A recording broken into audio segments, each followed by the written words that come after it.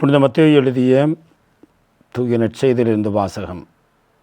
அக்காலத்தில் இயேசு மக்களை நோக்கி கூறியது: ஒருவர் நிலத்தில் மறைத்திருந்த புதையல் ஒன்றை கண்டுபிடிக்கிறார். அவர் அதை மூடி மறைத்துவிட்டு மகிழ்ச்சியுடன் போய் தமக்குரிய யாவற்றையும் விற்று அந்த நிலத்தை வாங்கி கொள்ளுகிறார். விண்ணரசு இப்புதையலுக்கு ஒப்பாகும். வணிகர் ஒருவர் நல்ல முத்துக்களை தேடி செல்லுகிறார். விலையுயர்ந்த முத்தை கண்டவுடன் அவர் போய் தமக்குள்ள யாவற்றையும் விற்று அதை வாங்கி கொள்ளுகிறார். விண்ணரசு அந்நிகழ்ச்சிக்கு ஒப்பாகும். விண்ணரசு கடலில் வீசப்பட்டு எல்லா வகையான மீன்களையும் வாரி கொண்டு வரும் வலைக்கு ஒப்பாகும். வலை நிறைந்ததும் அதை இழுத்து கொண்டு போய் கரையில் உட்கார்ந்து நல்லவற்றை கூடைகளில் சேர்த்து வைப்பார், கெட்டவற்றை வெளியே எறிவர். இவ்வாறு உலக முடிவிலும் நிகழும். வானுதர் சென்று நேர்மையாளரிடையே தீயோரை பிரிப்பர். பின் அவர்களை தீச்சூளையில் தள்ளுவர். அங்கே அழுகையும் அக்கலாய்ப்பும் இருக்கும். இவற்றெல்லாம் புரிந்து கொண்டீர்களா என்று இயேசு கேட்க அவர்கள் ஆம் என்றார்கள்.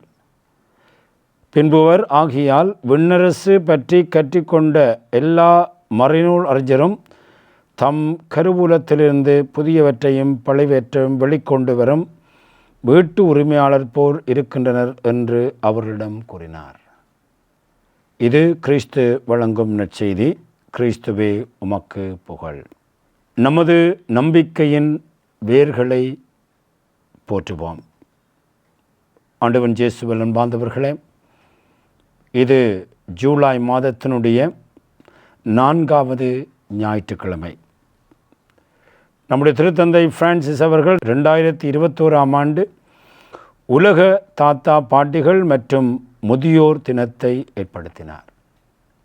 அவ்வாறு ஏற்படுத்துகின்ற பொழுது புனித சுவக்கியின் புனித அன்னம்மாள் திருநாளுக்கு அருகிலுள்ள ஜூலை மாதத்தின் 4வது ஞாயிற்றுக்கிழமையில் இந்த உலக தாத்தா பாட்டிகள் மற்றும் முதியோர் தினம் கொண்டாடப்பட வேண்டும் என்று அவர் விரும்பினார். இந்த வருடம் இந்த முதியோர் தினம், தாத்தா பாட்டி தினம் 26ஆம் தேதி சுவக்கின் அன்னம்மாள் பெருவிழாவிலே வருகின்றது. இது 4வது ஞாயிற்றுக்கிழமையாகவும் இருக்கிறது.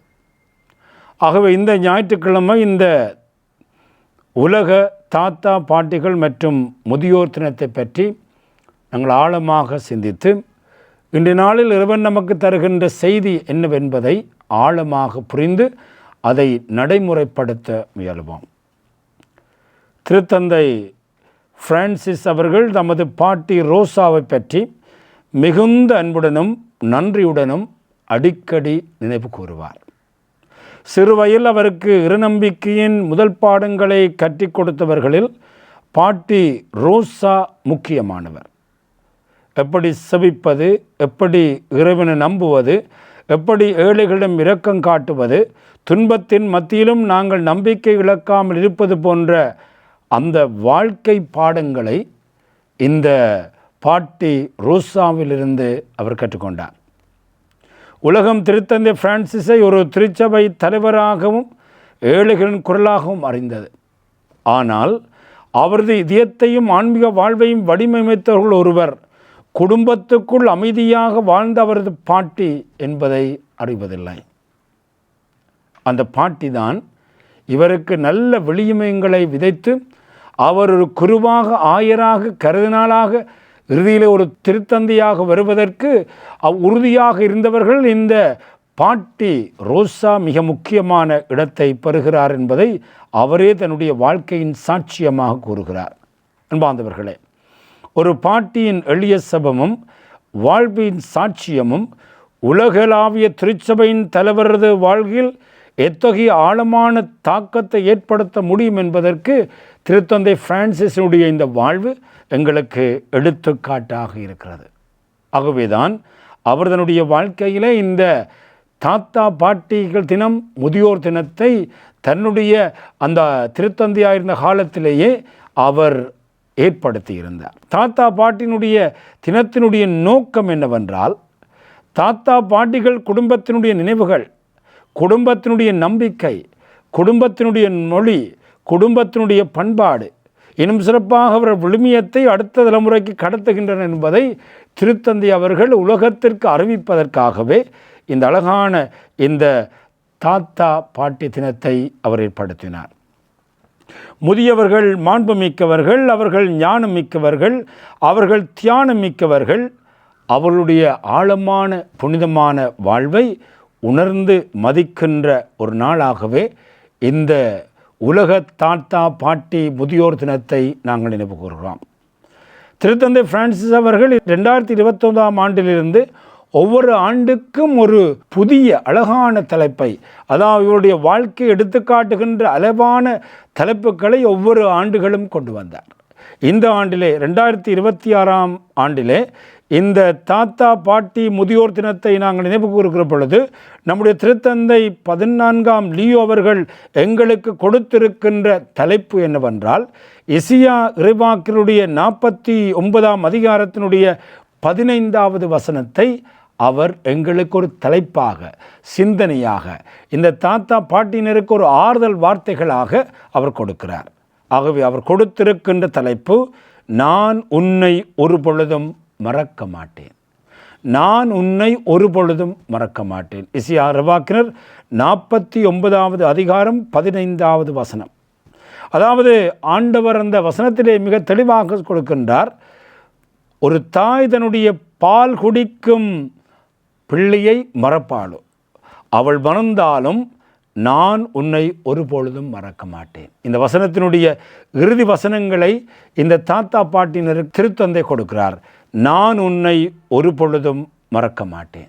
அன்பார்ந்தவர்களே, இறைவனுடைய நினைவிலே யாரும் பேரற்றவர்கள் அல்ல, யாரும் தேவையற்றவர்கள் அல்ல, யாரும் மறைக்கப்பட்டவர்கள் அல்ல. முதுமை, நோய், உடல் பலவீனம், பிறரை சார்ந்திருக்கும் நிலை ஆகியவரை ஒருவரை இறைவன் அன்பிலிருந்து அகற்ற முடியாது. அவர்கள் இன்னும் அதிகமாக இறைவனுக்கு அருகிலே போகிறார்கள். ஆகவே இன்று பல முதியவர்கள் நம்முடைய சமூகத்திலே கேட்கின்ற கேள்வி, இன்னும் யாருக்காவது நான் தேவையா? என்னை யாராவது நினைக்கிறார்களா? என்னோடு பேசுவதற்கு இன்னும் இந்த உலகத்திலே யாராவது இருக்கின்றார்களா என்று அவர்கள் சிந்திக்கிறார்கள். சிலர் பிள்ளைகளை பிரிந்து வாழுகிறார்கள், வாழ்க்கை துணியை இழந்திருக்கிறார்கள், நோயினால் ஆலயத்துக்கு செல்ல முடியாமல் இருக்கிறார்கள், மனிதர்களால் சூழ்ந்தப்பட்டும் தனிமையிலே இருக்கிறார்கள். இந்த மக்களை பார்த்துத்தான் இறைவன் நமக்கு சொல்லுகிறார், நான் உங்களை ஒரு பொழுதும் மறந்து விட மாட்டேன். ஆகவே இறைவன் இவர்களை மறந்து இல்லாமல் இருப்பது போல நாங்களும் எங்களுடைய குடும்பத்திலே, சமூகத்திலே, பங்கிலே இவர்களை மறக்காமல் இருக்க வேண்டும். ஆகவேதான் எங்களுடைய அன்பை நாங்கள் அவர்களுக்கு கொடுக்கின்றவர்களாக இருக்க வேண்டும். அந்த அன்பை எப்படி கொடுக்க முடியும் என்றால், அந்த முதியவர்களை சந்திப்பது, அந்த முதியவர்களோடு உரையாடுவது, அவரோடு சேர்ந்து செபம் செய்வது, அவர்களை பராமரிக்கிறது, அன்புடனான உடனிருப்பு வழியாக அந்த உறவுகளோடு நாங்கள் இணைந்திருக்க இந்த ஞாயிறு எங்களை அழைக்கிறது. அன்பார்ந்தவர்களே, குடும்பத்திலே மறைந்திருக்கின்ற வேர்கள்தான் இந்த தாத்தா பாட்டி முதியவர்கள் என்று இறைவன் நமக்கு கூறுகிறார். தாத்தா பாண்டிகள் ஒரு மரத்தின் வேரை போன்றவர்கள். கிளைகள், இலைகள், மலர்கள், கனிகள் வெளியே தருகின்றன.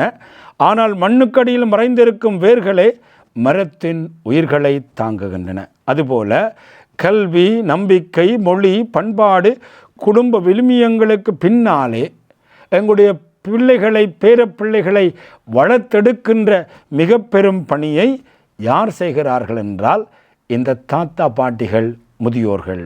ஆகவே அவர்கள் தங்களுக்கு கிடைக்காத வாய்ப்புகள் பிள்ளைகளுக்கும் பேரப்பிள்ளைகளும் கிடைக்க வேண்டும் என்பதற்காக அவர்கள் பல தியாகங்களை செய்கிறார்கள். பலருடைய முதல் மறைக்கல்வி ஆசிரியர்கள் ஒரு தாத்தாவோ பாட்டியாவோ தான் இருந்து கொண்டிருக்கிறார்கள். ஆகவேதான் இந்த தாத்தா பாட்டினர் தான் தங்களுடைய பிள்ளைகளுக்கு சிலுவை அடையாளம் இடுகிறார்கள், செவமாலை செபிக்க கற்றுக் கொடுக்கிறார்கள், இறைவனிடம் இரவிலே செபிக்க கற்றுக் கொடுக்கிறார்கள், ஞாயிறு திருப்பலிக்கு போக வேண்டும் என்று சொல்கிறார்கள், துன்பத்திலே அவர்கள் இறைவனை நம்ப வேண்டும் என்று அவர்கள் கற்றுக் கொடுக்கின்றார்கள். அவர்கள் இறையியல் படிக்காமல் இருந்திருக்கலாம், எங்களைப் போல குருக்களைப் போல இறையியல் படித்து மற்றவர்களுக்கு விசுவாசத்தை கொடுக்கின்றவர்களாக இல்லாமல் இருக்கலாம். ஆனால் அவர்கள் தங்களுடைய வாழ்க்கையிலே கொண்டிருக்கின்ற விழுமியங்களோடாக ஆழமான இறையியல் பாடங்களை, மறைக்கல்வி பாடங்களை தங்களுடைய பிள்ளைகளுக்கும் பேரப்பிள்ளைகளுக்கும் கொடுக்கிறார்கள். அவருடைய வாழ்விலே மன்னிப்பு, தியாகம், பொறுமை, சிவவாழ்வு ஆகியவை அவர்கள் தங்களுடைய குடும்பத்திலே கொடுக்கின்ற கனிகளூடாக இந்த மறைக்கல்வியை தங்களுடைய பிள்ளைகளுக்கு கொடுக்கிறார்கள். ஆகவே நண்பார்ந்தவர்களே, இந்த முதுமை பருவம் கூட ஒரு கனி தருகின்ற பருவமாக இருக்கிறது. நாங்கள் நினைக்கிறோம் இளமை பருவம்தான் கனி தருகின்ற பருவம். இல்லை, இந்த முதுமை பருவமும் ஒரு கனி கொடுக்கின்ற ஒரு பருவமாக இருக்கிறது. உதாரணமாக எங்களுடைய வேதாகமத்திலே ஆபிரகாமும் சாராவும் முதுமையில் இறைவனுடைய வாக்குறுதியை பெற்றார்கள். மோசே 80 வயதில் மக்களை வழிநடத்த அழைக்கப்பட்டார். சிமியோனும் அன்னாவும் முதுமையில் செபத்துடன் மெசியாவுக்காக காத்திருந்தார்கள். அவருடைய உடல் வலிமை குன்றி போகலாம், ஆனால் அவருடைய ஆன்மீக அந்த வலிமை இந்த புதிய வயதிலே இன்னும் ஆழமாக இருக்கின்றதை நாங்கள் பார்க்கிறோம். ஆகவே நண்பார்ந்தவர்களே, இன்றைய ஞாயிறு நமக்கு சொல்லுகிறது, முதுமை வாழ்க்கையின் முடிவு அல்ல, மாறாக அந்த முதுமை என்பது அனுபவம், ஞானம், துன்பம், செபம் அனைத்தும் நிறைந்த ஒரு வாழ்க்கையினுடைய ஆசீர்வாதமாக இருக்கிறது. ஆகவேதான் எங்களுடைய குடும்பங்களில் இருக்கின்ற இந்த முதியவர்கள், தாத்தா பாட்டியினரோடு நாங்கள் மிகவும் பொறுமையாக அவர்களுடைய வாழ்க்கையிலே செய்த அனைத்து நன்மைகளையும் நினைத்து அவர்களுக்கு நன்றி கூறி அவர்களோடு பொறுமையாக இருந்து அவர்களை வாழ்க்கையின் இறுதி வரை பராமரிக்க வேண்டிய கடமை இருக்கிறது என்பதை இந்த ஞாயிற்றுக்கிழமையிலே திருச்சபை நமக்கு சொல்லுகிறது. நாங்கள் சிறுவர்களாக இருந்த பொழுது எங்களோடு எவ்வளவு பொறுமையாக இருந்து அவர்களை எங்களை வளர்த்தார்கள், பெற்றோராக இருந்து வளர்த்தார்கள். ஆகவே இன்று அவர்கள் முதுமையிலே நாங்கள் அதே பொறுமையை எங்களுடைய பெற்றோர்களை காட்டுகின்றோமா, முதுமையிலே காட்டுகின்றோமா என்பதை நாங்கள் சிந்தித்து பார்க்க வேண்டும். அன்பார்ந்தவர்களே, ஒரு முதிய தந்தை தன்னுடைய மகனுடைய வீட்டின் முன்புறத்தில் வந்து அமருகிறார். அருகில் இருந்த மரத்தில் ஒரு காகம் வந்து அமருகிறது. அப்பொழுது அந்த காகத்தினுடைய சத்தத்தை கேட்ட அந்த தந்தை சரியாக அதை கண்டுபிடிக்க முடியாமல் மகனை பார்த்து கேட்கிறார், மகனே அது என்ன? அது ஒரு காகம் அப்பா என்று மகன் பதிலளித்தான். சிறிது நேரத்தில் அந்த மறுமொழியை மறந்த அந்த தந்தை மீண்டும் அதே கேள்வியை கேட்கிறார். மகனும் பதிலளித்தான். தந்தை அந்த கேள்வியை மீண்டும் ஒரு முறை கேட்ட பொழுது அந்த மகன் பொறுமை இழந்து, எத்தனை முறை சொல்லுவது, அது ஒரு காகம், ஏன் ஒரே கேள்வியை திரும்ப திரும்ப கேட்கிறீர்கள் என்று கோபத்தோடு அவன் கத்தினான்.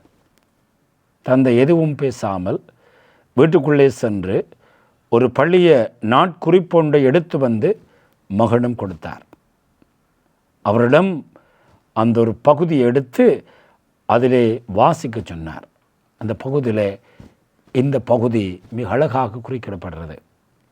தந்தை தன்னுடைய மகனை எப்படி வளர்த்தார், சின்ன வயதில் எப்படி வளர்த்தார் என்பதை காட்டுகின்ற அந்த அழகான பக்கம் அது எழுதப்பட்டிருக்கிறது. இன்று என் சிறிய மகன் என்னுடன் தோட்டத்தில் அமர்ந்திருந்தான். ஒரு காகத்தை பார்த்து, அப்பா அது என்ன என்று 23 தடவைகள் கேட்டான். ஒரு முறையல்ல, 20 முறையல்ல, 23 தடவைகள் அது என்ன அது என்ன என்று கேட்டான். ஒவ்வொரு முறையும் நான் அவனை அன்புடன் அழைத்து கொண்டு அது ஒரு காகம் மகனே என்று பதிலளித்தேன் என்று எழுதப்பட்டிருந்தது. இதை வாசித்த பொழுது அந்த மகனுக்கு தன்னுடைய சிறு பிராயம் நினைவுக்கு வந்தது. நான் சிறு பிராயத்தில் இருந்தபொழுது 23 தடவைகள் இந்த கேள்வியை கேட்ட பொழுது ஒவ்வொரு முறையும் அது காகம் காகம் என்று பதிலளித்து ஒவ்வொரு முறையும் அந்த பதிலை சொன்ன பொழுது என்னை கட்டி அணைத்து பாசத்தை பொழிந்த தந்தை இந்த முதிய வயதில் மீண்டும் அவருடைய 2ஆம் குழந்தை பருவத்துக்குள்ளே போகிற பொழுது அவர் கேட்ட பொழுது அதற்கு பதில் சொல்ல ஒரு 2-3 முறைகள் கேட்ட பொழுது கூட அதுக்கு பதில் சொல்ல முடியாத ஒரு வக்கிரத்தன்மை கொண்ட ஒரு மகனாக நான் வாழுகின்றேனே என்று அவன் மிகவும் வருந்தினான். அன்பார்ந்தவர்களே, நாங்கள் பெற்றோருடைய அளவற்ற பொறுமைக்குள்ளே வாழ்ந்தோம், நம்முடைய பெற்றோருடைய பெருந்தன்மைக்குள்ளே வாழ்ந்தோம். ஆனால் ஒரு முறை பல கேள்வியை கேட்டோம், ஒரு தவறை மீண்டும் செய்தோம், நடக்க கற்றுக்கொண்ட பொழுது பலமுறை வளர்ந்தோம், நோயிற்ற பொழுது அவர்களை தூங்காமல் செய்தோம். ஆனால் இவ்வாறாக நம்முடைய வாழ்க்கையிலே என்று எங்களை தாங்கிய அந்த வயோதிப பெற்றோர்கள் இப்பொழுது மெதுவாக நடக்கலாம், ஒரே கேள்வியை மீண்டும் மீண்டும் கேட்கலாம், ஒரு கதையை பலமுறை கேட்கலாம், நமது உதவியை சார்ந்திருக்கலாம். ஆனால் நாங்கள் அவருடைய பொறுமைக்குள் வாழ்ந்தோம். என்று அவர்கள் நம்முடைய பொறுமைக்குள்ளே வாழ உரிமையுடையவர்கள். அவ்வாறு பொறுமையோடு அவர்கள் நடத்துகிறோமா என்கின்ற கேள்வியை இன்னும் நாங்கள் கேட்க வேண்டும். ஆகவே விடுதலை பயணம் 20ஆம் அதிகாரம் 12ஆம் வசனம் சொல்லுகிறது, உன் தந்தையையும் தாயையும் மதித்து நட. இந்த கட்டளை குடும்ப பருவத்தோடு குழந்தை பருவத்தோடு முடிவடையவில்லை. பெற்றோர் முதுமையடைந்து நம்மை சார்ந்திருக்கின்ற பொழுதும் ஆழமான அருளை பெற அது எங்களை அழைக்கிறது. ஆகவே அன்பார்ந்தவர்களே, இன்றைக்கு உலகம் வருமானத்தை பெரிதாக மதிக்கலாம், உடல் வலிமையை, பதவியை, உற்பத்தி திறனை பெரிதாக மதிக்கலாம். ஆனால் நம்முடைய கிறிஸ்தவ நம்பிக்கை மனித மாண்பை வெறுமையாக படைக்கிறது. இந்த உலகத்திலே எல்லோரும் இறைவனின் சாயலாக படைக்கப்பட்டவர்கள், எல்லோரும் இறைவனால் அன்பு செய்யப்படுகின்றவர்கள், இறைவன் குடும்பத்திலே மதிக்கப்படுகின்றவர். ஆகவே நம்முடைய குடும்பத்தில் இருக்கின்ற பெரியவர்கள், முதியவர்கள், தாத்தா பாட்டிகள் இன்றும் மதிக்கப்பட வேண்டியவர்கள் என்பதை நாங்கள் ஆழமாக புரிந்து கொள்ள வேண்டும். ஆகவே இந்த ஞாயிற்றுக்கிழமையில் இந்த முதியோர் தினத்தில், உலக தாத்தா பாட்டி தினத்திலே நாங்கள் என்ன செய்ய முடியும் என்று சிந்திக்கிற பொழுது அன்பார்ந்தவர்களே, இன்றைக்கு நாங்கள் நம்முடைய பெற்றோர்கள் முதிய வயதில் இருக்கின்ற பொழுது அவர்களை சென்று அவர்களோடு பேச வேண்டும். அவர்கள் திருப்பலிக்கு போக முடியாவிட்டால் அவர்களுக்கு போக்குவரத்து ஏற்பாடு செய்து அவர்களை திருப்பலிக்கு நாங்கள் கொண்டு வர வேண்டும். இன்னும் சிறப்பாக அவர்கள் நோயிற்றிருந்தால் வீட்டுக்கு நற்கருணை கொண்டு வர நாங்கள் உதவி செய்ய வேண்டும். அவர்களுக்கு ஒப்புரவு அருட்சாதனத்தை பெற நாங்கள் உதவி செய்ய வேண்டும். இவ்வாறு அன்பார்ந்தவர்களே, இந்த ஞாயிற்றுக்கிழமையிலே பிள்ளைகளாகிய நாங்கள் எங்களுடைய வயோதிப பெற்றோர்களை எவ்வாறு தாங்கிக் கொள்கிறோம் என்பதை ஆழமாக நாங்கள் உணர்ந்து கொள்வோம். நான் உன்னை ஒருபொழுதும் மறப்பதில்லை என்று கடவுள் சொல்வது போல நாங்களும் அவர்களுக்கு சொல்லுவோம், நாங்கள் உங்களை ஒருபொழுதும் மறக்க மாட்டேன் என்ற ஆழமான உணர்வோடு இந்த அழகான நாளை தந்த திருத்தந்தை பிரான்சிஸ் அவர்களை நன்றியோடு கூர்ந்து இன்றைய நாளில் நம்முடைய வீட்டில் இருக்கின்ற நம்முடைய முதியோர்கள், தாத்தா பாட்டினரை ஆழமாக மகிழ்வித்து அவர்கள் மகிழ்வோடும் நிறைவோடும் வாழ அவர்களுக்கு இறைவன் உதவி செய்ய வேண்டும் என்று இந்த திருப்பலியிலே அவர்களுக்காக மன்றாடுவோம். ஆமேன்.